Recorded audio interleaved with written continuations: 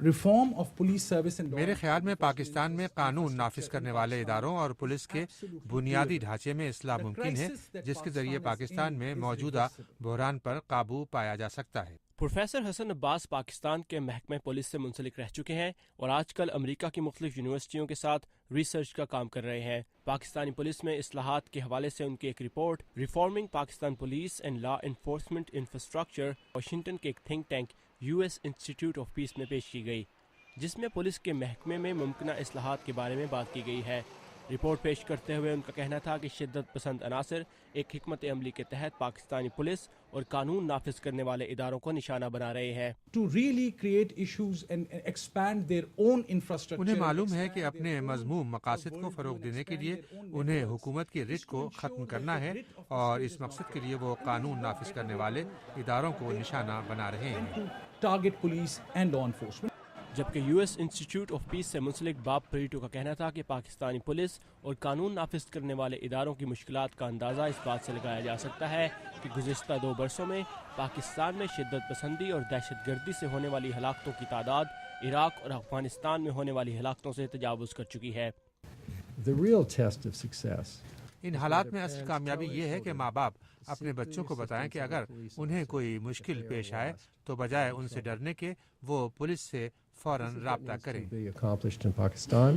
حسن عباس کہتے ہیں کہ پاکستانی محکمہ پولیس کے بنیادی ڈھانچے میں خرابی کی وجوہات مختلف اداروں کے درمیان رابطے کی کمی، غیر تربیت یافتہ اہلکاروں کی بھرتی اور رشوت شامل ہے۔ پاکستان میں پولیس کے محکمے کے حوالے سے اور کارکردگی کے حوالے سے بہت سے سوالات اٹھائے جاتے ہیں اور اصلاحات کا بھی ذکر کیا جاتا ہے، لیکن ایک پولیس آفیسر اس کے بارے میں کیا سوچتے ہیں؟ ہمارے ساتھ ہیں پشاور کے سپرنٹینڈنٹ پولیس حسن الوی، ان سے ہم بات کرتے ہیں۔ حسن، بہت شکریہ۔ پہلے تو یہ بتائیں کہ اگر پاکستان کی پولیس کی کارکردگی پر جو سوالات اٹھائے جا رہے ہیں وہ جائز ہیں بھی نہیں، اور اگر اصلاحات ہیں تو وہ کن لیولز پہ ضروری ہیں؟ ثاقب، جو اعتراضات اٹھائے جا رہے ہیں وہ ہیں بالکل ٹھیک ہیں۔ اس میں کافی حد تک پولیس کی پرفارمنس اتنی اچھی نہیں رہی جتنا کہ لوگوں کی توقعات تھیں، لیکن اس میں جہاں تک اصلاحات کا تعلق ہے، کچھ لوگ کہتے ہیں کہ جی کہ اگر ہماری ٹریننگ، اگر ہم ریکروٹمنٹ ٹھیک کر لیں تو ہمارا باقی ایشو ٹھیک ہو جائے گا، لیکن سروس کی کنڈیشن کوئی اتنے خاص نہیں ہے۔ تنخواہوں میں اضافہ ہو رہا ہے، فیسلٹیز مل رہی ہیں، پہلے نہیں تھیں۔ کچھ لوگ کہتے ہیں کہ سینئر لیول پہ لوگ جو ہیں وہ ان کا اتنا ویلفیئر کی طرف دھیان نہیں ہے، اب وہ بھی آہستہ آہستہ چینج ہو رہے ہیں۔ سو ہر لیول پہ کوئی نہ کوئی اصلاح کی ضرورت ہے۔ کس حد تک ہے وہ ہر ایک کی اپنی اس بارے میں اوپینین ہے۔ کاؤنٹر انسرجنسی اور دہشت گردی سے نمٹنا ایک بہت زیادہ اس کے لیے اسکل اور مہارت چاہیے، تو اس کے حوالے سے پولیس کا محکمہ کچھ کر رہا ہے؟ جی بالکل، ہمیں آرمی ٹریننگ دے رہی ہے، اور ہماری ایک باقاعدہ ایک ریپڈ رسپانس فورس ہے، ایلیٹ فورس، جو کہ اس قسم کے آپریشنز کے لیے ہم نے تیار کی ہے۔